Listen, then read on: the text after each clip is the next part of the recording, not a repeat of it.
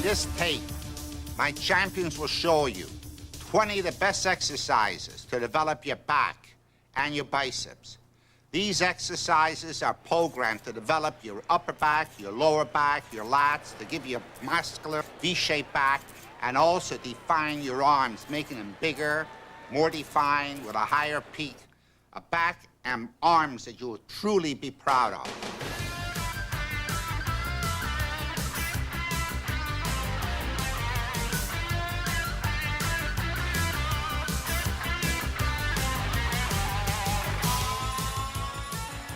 The primary muscles of the middle and upper back are the latissimus dorsi and the rhomboids. These muscles have two basic functions. They pull the entire shoulder girdle back and to a lesser extent pull it down. Pullback exercises pull the entire shoulder girdle to the rear in opposition to the pectoral muscles, which attach the shoulders to the front. Pullback exercises are all rowing movements. The shoulders start from a position in which they're shrugged fully forward. The pectoral muscles are squeezed and the back muscles are stretched. Now pull backwards against the resistance until the shoulders are as far to the rear as possible. The shoulder blades are almost touching. The primary muscles of the upper back are the latissimus dorsi, which extends, abducts, and rotates the arm medially, draws the shoulder downward and backward, and the rhomboideus major and minor, which draw the scapula medially toward the vertebral column. Pull-down exercises, such as chins or cable pull-downs, involve a more limited motion. At the start of the movement, the shoulder girdle is lifted upwards as if you're trying to touch your shoulders to your ears. You then pull down against resistance as far as you can in a reverse shrug motion, fully contracting your back muscles.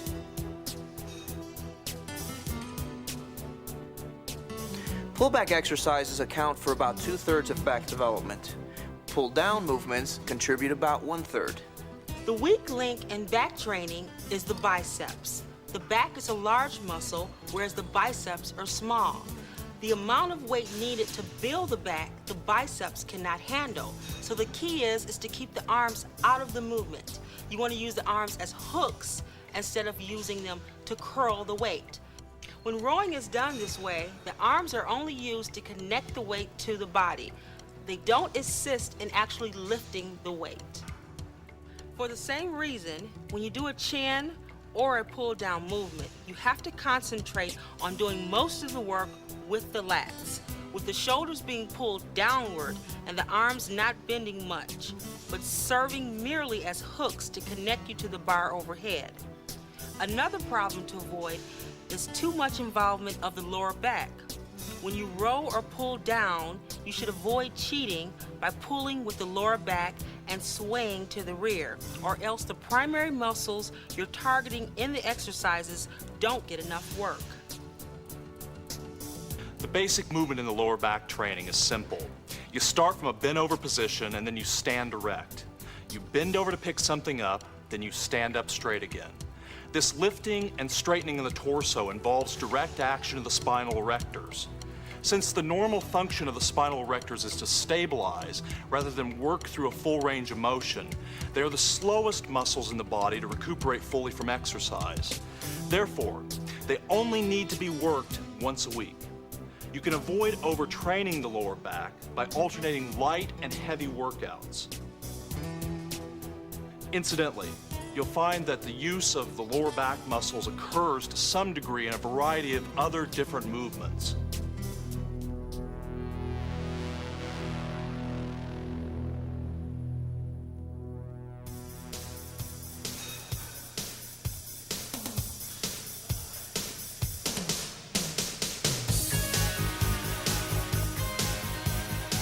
Bent over rows are one of the best but most demanding mass builders for the back. You need to grasp the bar with a wide enough grip to make the lats do most of the work rather than the biceps. And be sure to drive the bar upwards to the lower abs, not to the chest. Otherwise, you have the same problem of involving too much biceps effort. Most bodybuilders do bent over rows with fairly heavy weight to build maximum mass, which makes it difficult to do the exercise without at least some cheating. This is acceptable if you're careful not to straighten up too much during the exercise and concentrate on squeezing the shoulders back as far as possible at the top of the movement. However, when you do bent over rows with somewhat lighter weights, it is possible to do this exercise a lot more strictly. But in either case, the essential things to remember are to lift and squeeze with the back, bringing the shoulders as far as possible to the rear, and try to keep any cheating involving the legs or lifting up with the lower back to a minimum.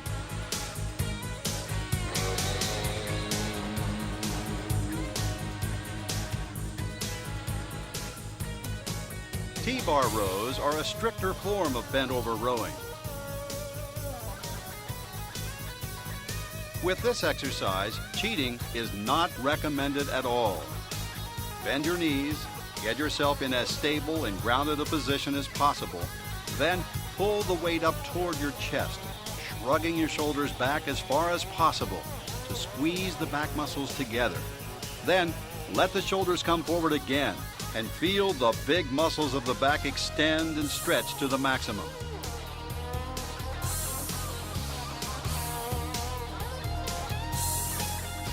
Concentrate on keeping the weight under full control throughout the entire range of motion in this exercise.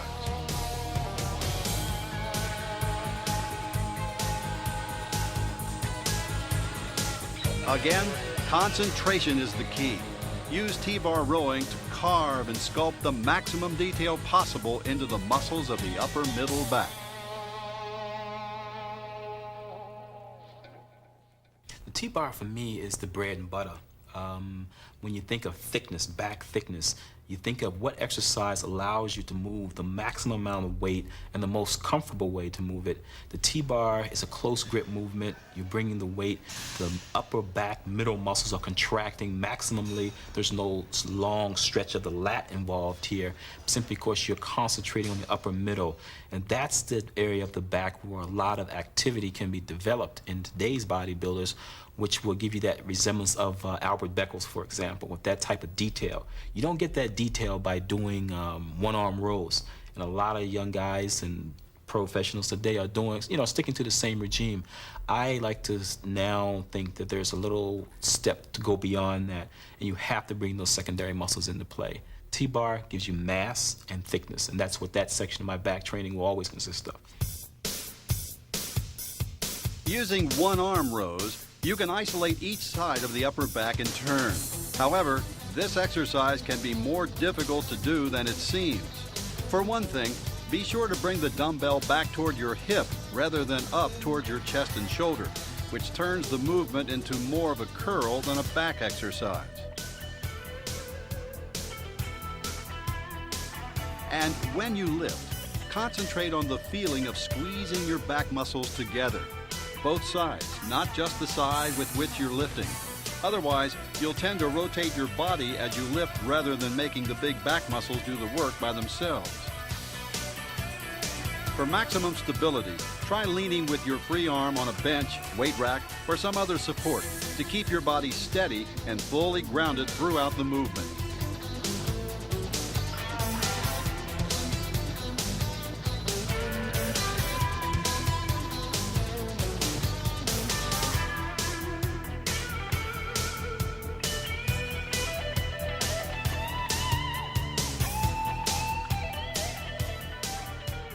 Chins are probably the most traditional of all pull-down type back exercises. However, they can be very difficult because you are dealing with your entire body weight in this exercise, and women in particular have trouble starting out working against this much resistance. If chins are too tough for you at the beginning, try building up your strength with cable pull-downs, or have a workout partner hold on to your ankles to provide the lift you need to do your set of chins.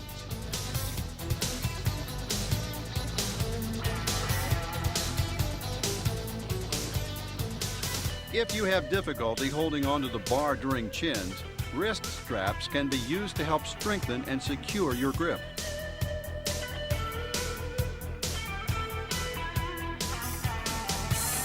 Chins can be done behind the neck, which is a very strict and demanding form of the exercise, or to the front, which is slightly easier since some of the pullback function of the back mixes in to help in the pull-down effort.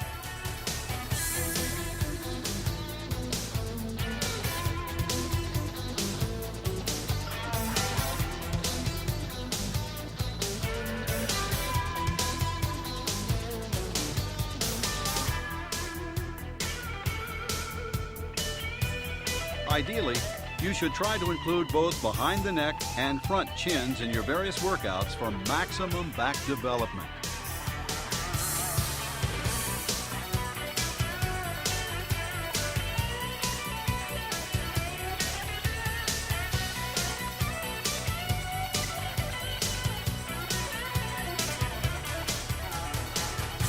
The most impressive thing to me is when a bodybuilder is standing on stage in the relaxed pose and they have the V taper from the lats down to a small waist and then their small hips and then they come out with the balloon thighs.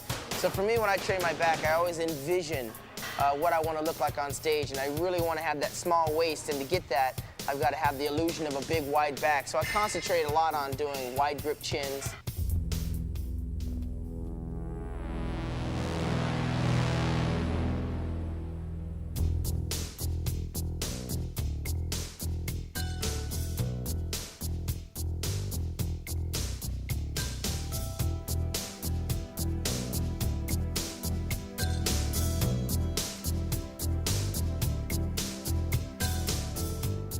Cable rows are an intense exercise for the upper middle back. As you lower the weight, you should concentrate on feeling the shoulders being pulled as far forward as possible, rounding the back, stretching the lats, and squeezing the pectoral muscles together. As you pull the handles back, focus on bringing the shoulders as far back as possible, squeezing the shoulder blades together, and sticking out your chest. At the top of the movement, it's as if you're coming to attention. Chest out, shoulders back.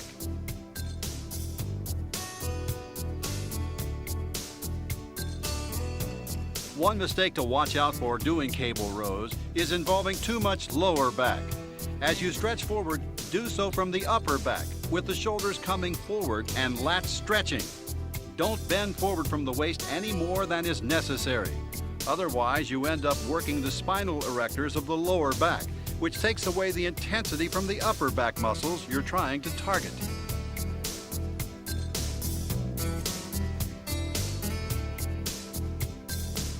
As with all rowing exercises, think in terms of using the back to pull the shoulders to the rear, and try to limit how much work the arms are doing. Biceps will be involved any time you curl your arms, but think of the arms merely as hooks that help connect the back to the resistance of the weight stack, rather than as muscles primarily involved in the exercise.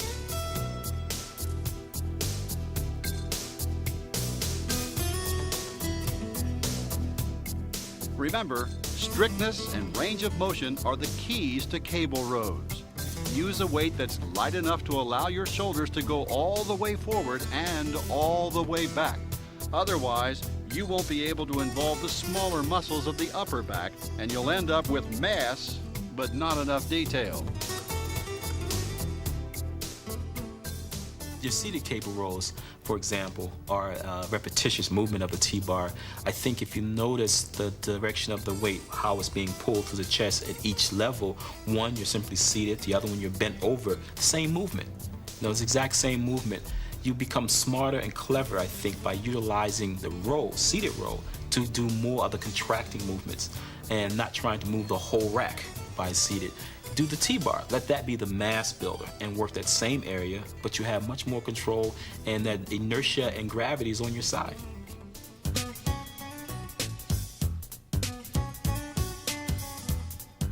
You'll find a variety of different types of rowing machines in most good gyms. Most of these machines give you support against which to lean your chest, which helps you to stabilize your torso and work the back that much more strictly. Rowing with machines is generally not recommended for building mass and strength, but machines do allow you to work through a long range of motion and to bring out all the detail and muscularity of the upper back. The keys to machine rowing are strict technique, full range of motion, lighter weights, and relatively high reps. And as with all rows, Concentrate on pulling back with the shoulders, not the arms. Pull downs are a variation of chins, which allow you to work with different levels of resistance, less than your body weight, or when necessary, more than your body weight. The strictest kind of pull down movement is the behind the neck pull down. In this exercise, the feeling you want to concentrate on is that of the entire shoulder girdle being lifted upward, then shrugging back down as the bar is brought down to the back of the neck. This feeling of the shoulder girdle, which includes the shoulders, trapezius muscles, and shoulder blades, the whole thing, lifting upward as far as possible, then crunching down as far as possible, is what you need to concentrate on to get the maximum benefit from the behind the neck pull downs. Again, try to keep the arms out of the exercise as much as you can. Remember, although the biceps will contract during this movement, it is not designed to be a biceps exercise. Again, think of the arms merely as hooks that attach the back muscles to the bar. Stretch the lats on the way up and then squeeze and crunch them on the way down, with the effort focused on the back muscles, not the arms. Wide grip pull downs to the front are another variation of the pull down movement which bodybuilders use primarily to build maximum width in the latissimus muscles.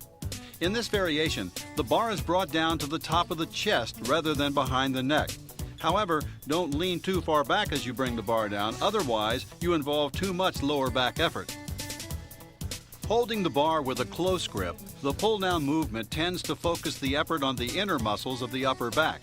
With this variation, it's really easy to make the mistake of using too much arm effort and turning the exercise into some kind of biceps curl. Instead, concentrate on making the back do the work.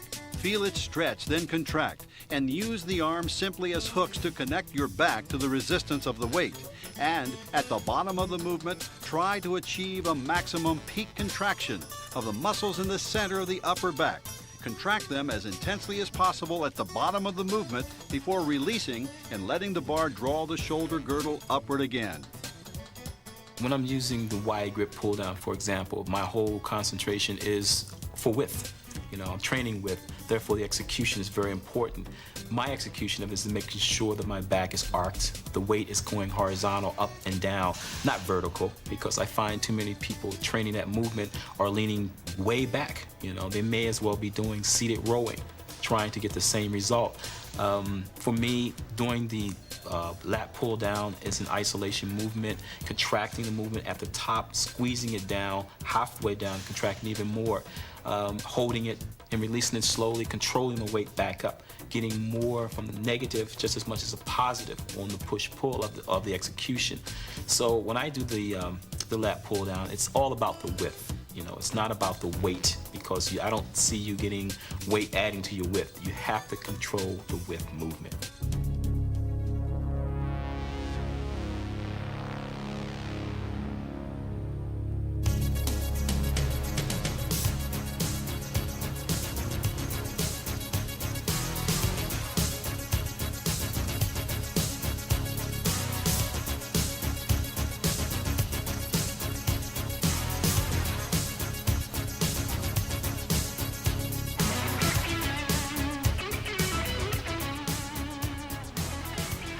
Performing hyperextensions on a hyperextension bench. The key to success is slow, deliberate movements done under full control.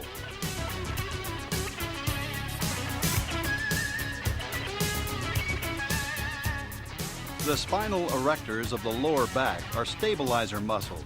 They aren't designed for speed or power. So lower your upper body under full control. Pause at the bottom. Then come deliberately up to a position just above parallel and hold this position for a moment before doing your next rep.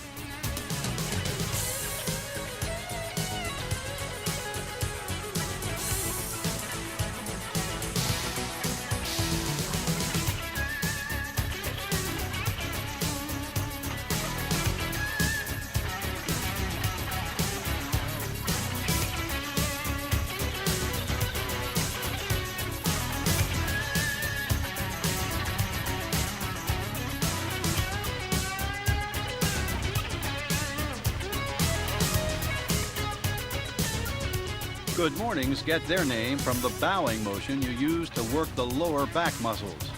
As with hyperextensions, you want to do this movement very deliberately and strictly and under full control at all times.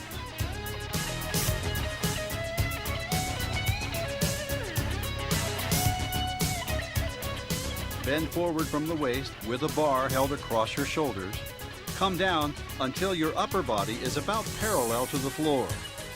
If you keep your knees bent slightly during the movement, you'll take some of the excess stress off the lower back.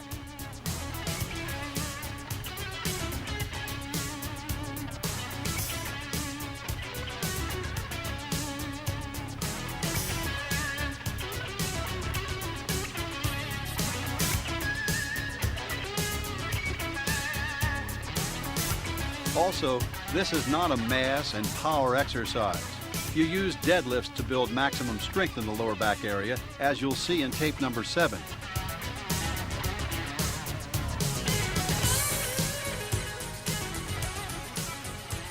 So stick to light to medium weight and very strict technique to get the most out of good mornings.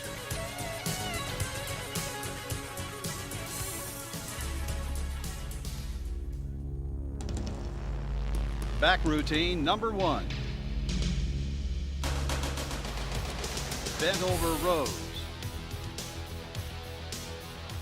4 sets of 10 reps.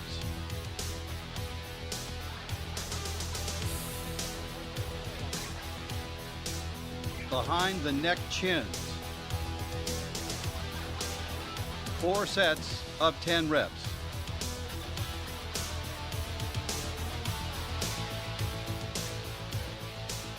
Cable rows.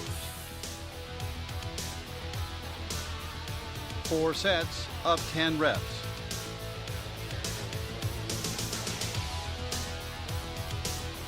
Behind the neck are wide grip pull downs. 4 sets of 10 reps.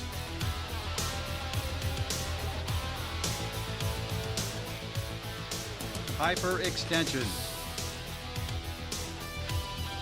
3 sets of 12 to 15 reps. Don't monitor your progress based on the people you're around or the pictures you see in the magazines. Monitor your progress based on your commitment to your diet, your commitment to your working out, your intensity levels, and what you see in the mirror. On one day, I may not do any T-bar. Everything will be cable. We'll do about 6 different movements. Some of which I've invented, I think, long as it gets the job done. I'm very smart to a point. I don't want to use movements that are going to cause injury just for the sake of using extra weight. So cable work could be used extensively, but the weight will also be compatible to the movement. Back routine number 2. T-bar rows. 4 sets of 10 reps.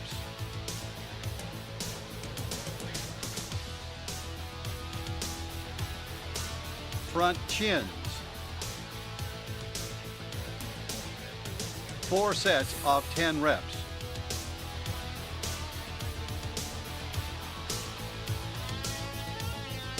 One-arm dumbbell rows. 4 sets of 10 reps.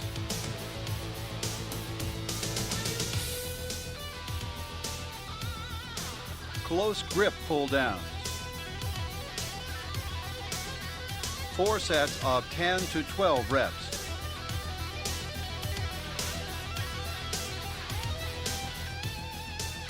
Good morning. 4 sets of 12 to 15 reps. You take the back, for instance. I mean, the guys with the best backs in my day were guys like Eiferman, Jack Dillinger, and all these guys were all past Mr. Americas. All past Mr. Americas. All guys who were big into movements like bent over rowing, barbell bent over rowing. All had phenomenal backs. Ida and I were using 400 pounds 40 years ago and rowing. Yeah, that's incredible. And how many repetitions? 8, 6s and 8s. But I think this is one of the things that molded the backs of that particular period. If you look at the backs of that particular period, there were some great backs. Jack Dillinger's back way back in 48, 49 was comparable to a lot of guys today. Right. You know, Marvin Lots of Eder had muscle, the depth, rounded, yeah. and- And I think that has to be done, but by the same rule. Not just that, not purely and simply that, but shape Right. work with one-arm dumbbell work Sure. and overhead, so you work in scapular isolations, getting length of latissimus, not only getting depth of latissimus. You really got to train your back, and you got to take more importance on form and not so much importance on weight. You don't have to become a bodybuilder in order to have a strong back and have a good posture, but you have to at least train it. Control the weight. Don't let it control you. And to squeeze in the repetitions, control it. That brings in the detail. That brings in that growth. Get you past the sticking point.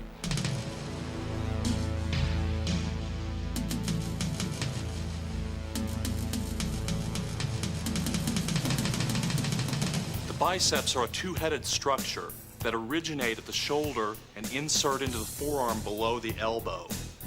Now, the basic exercise for the bicep is a curl, which is a one-jointed isolation movement that goes from the elbow. The basic function of the bicep, though, is to curl the forearm up to the shoulder, and that's going to oppose the strength of the tricep. Although they also help to lift the whole arm and to also supinate the forearm.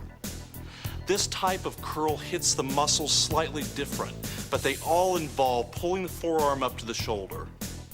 The biceps brachii is a two-headed muscle placed on the anterior aspect of the upper arm that flexes the arm, flexes the forearm, and supinates the hand.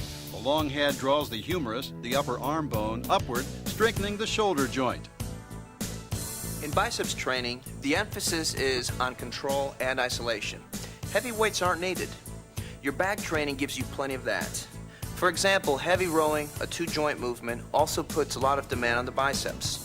You're better off concentrating on isolating the biceps to minimize the involvement of other muscles. Avoid the heavy, cheat type of movements. You'll find that some exercises are tougher than others to isolate the biceps. Standing barbell curls, for instance, must involve the front delts, traps, and lower back. Just keep concentrating on your biceps isolation as much as you can. It's easier with such exercises as the preacher curl. It's ideal for biceps isolation, as are many kinds of cable and machine curls. Bodybuilders tend to drastically overtrain their arms.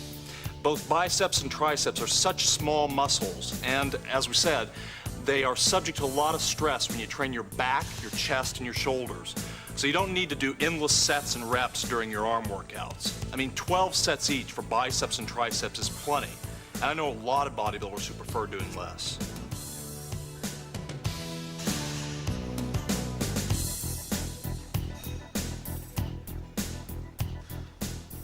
This is a good place to talk about supination. Any bodybuilder will tell you that to fully peak the biceps when you hit a pose, you need to twist the wrist or supinate it as far as possible. This applies to training as well. As you are lifting the weight during a dumbbell curl, twist the wrist slightly, turn your thumb outward as you do the curl.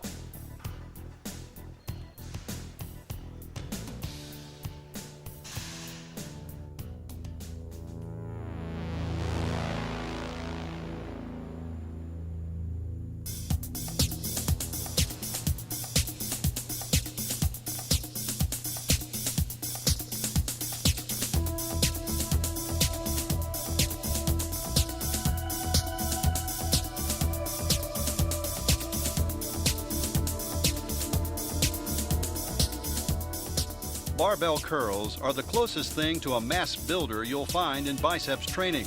However, since this is still a one-joint isolation exercise, you don't want to pile on too much poundage. Working too heavy means you have to cheat too much, and you end up building your traps and lower back rather than isolating your biceps.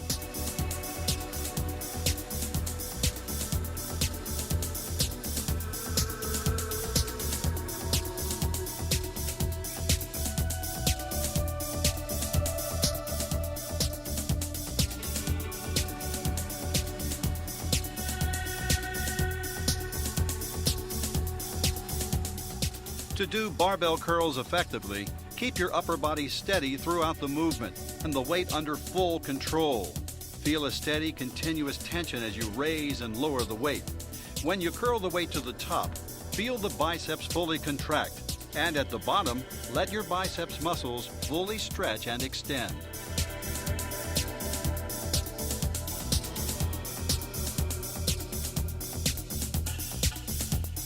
As with any isolation movement, the key to success is control and concentration. Think about what the muscles are doing and how they feel rather than what's happening to the weight.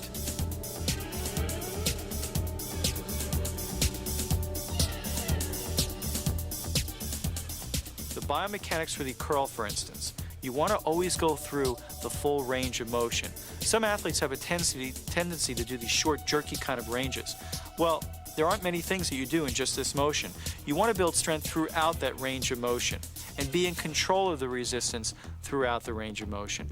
You don't want to throw the weight up because, again, what goes up must come down, and then you deal with inertial forces of gravity, acceleration, as well as the weight itself. You want to control that weight.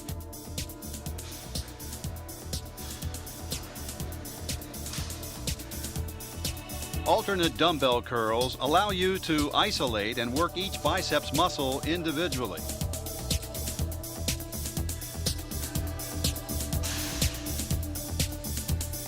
As you curl with one arm and then with the other, concentrate on supinating your wrists as you lift. That is, turning your hand so that the thumb goes outward and downward. This gives you a total peak contraction of the biceps at the top of the movement.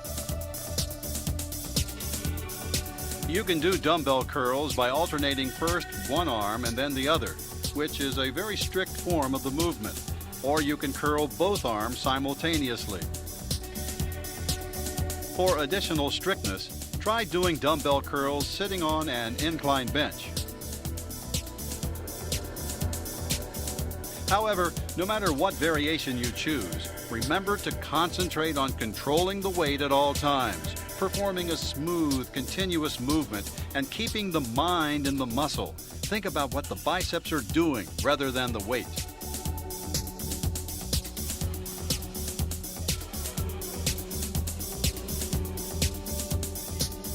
Dumbbell curls, especially when you supinate the wrist during the exercise, are designed to give you the maximum peak possible in the biceps. Hammer curls, on the other hand, because you pronate your wrist about 90 degrees when you do the movement, tend to focus the effort on the outer head of the biceps on the outside of the arm.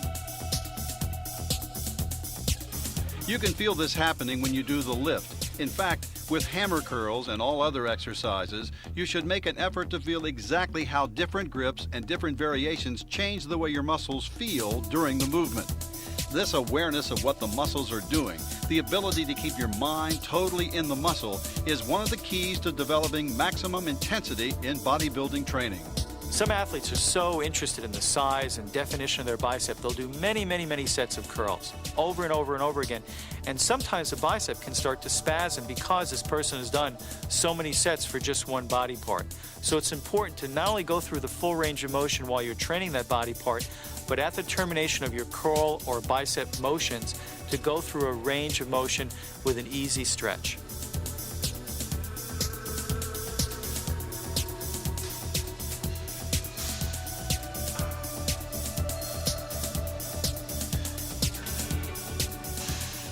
Concentration curls, as the name implies, involve the most concentration and isolation of the biceps exercises.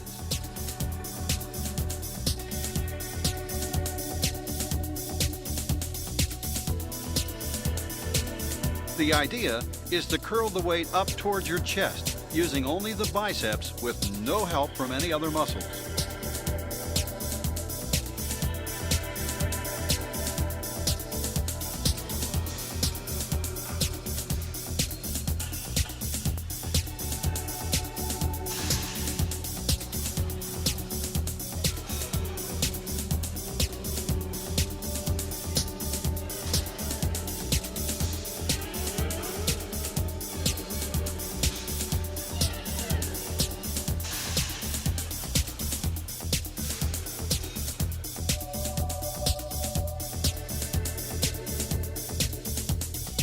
Some bodybuilders like doing concentration curls with their arms hanging free. But many others prefer grounding themselves more fully by leaning their elbow against the inside of the thigh, making it even easier to totally isolate the biceps muscles.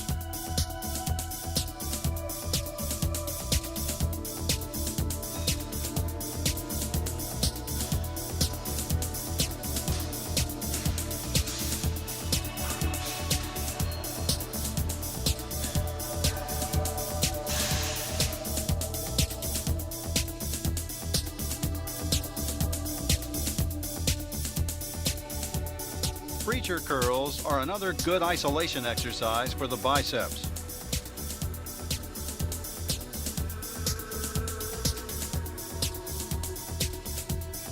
By keeping the elbows firmly in place on the bench, you can ensure that only the biceps are doing the work in the movement.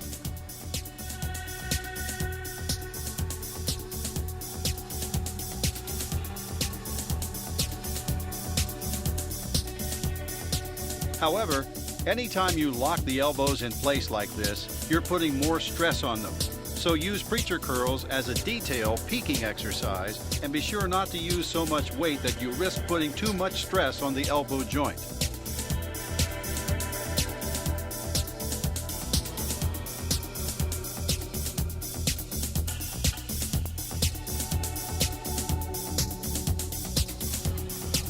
When you do preacher curls, you can use a barbell, an easy curl bar, or you can further isolate each biceps muscle by doing preacher dumbbell curls, one arm at a time.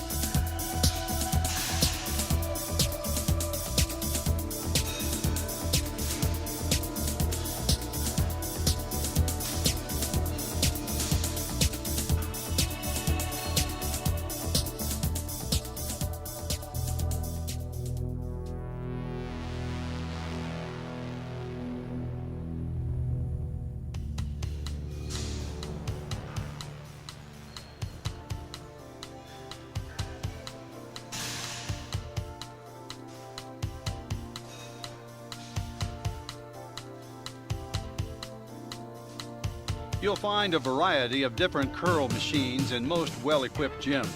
These machines allow you to do curls against smooth, continuous resistance and frequently feature some kind of cam-created variable resistance.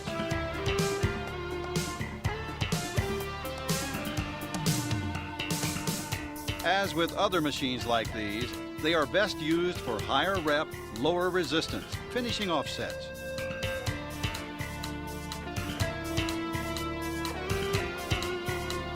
With machine curls, you shouldn't expect to build a great deal of mass and strength. So instead, go for full range of motion, very strict, detail and quality movements.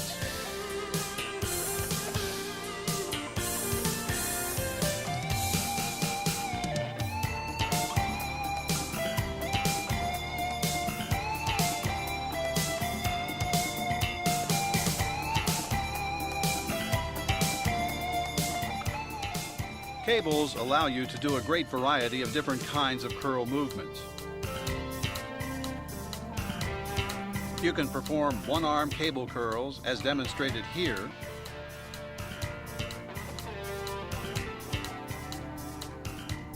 or you can use a bar instead of a handle and do the cable equivalent of standing barbell curls. By combining a preacher bench with different kinds of handles, you can do various kinds of preacher curls and one-arm preacher curls.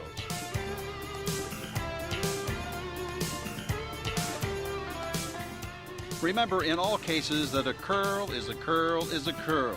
No matter what kind of equipment you're using, free weights, cables, machines, it's what you do with the muscle that counts. Feel the biceps extend to full extension, then contract smoothly under control to achieve a total peak contraction. One thing to remember when you're training biceps is they get a large volume of work when you're training other compound movements like back, and it's getting a tremendous amount of work. That's why it's so important to isolate the bicep and not cheat and not end up using your traps and shoulders and pecs when you're training your biceps by themselves. You have to learn to isolate and concentrate on the muscle group you're training. Biceps routine number 1. Standing barbell curls. 4 sets of 10 reps.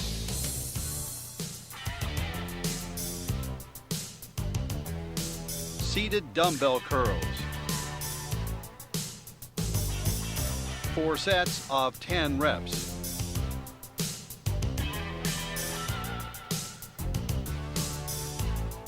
Concentration curls. 4 sets of 10 to 12 reps.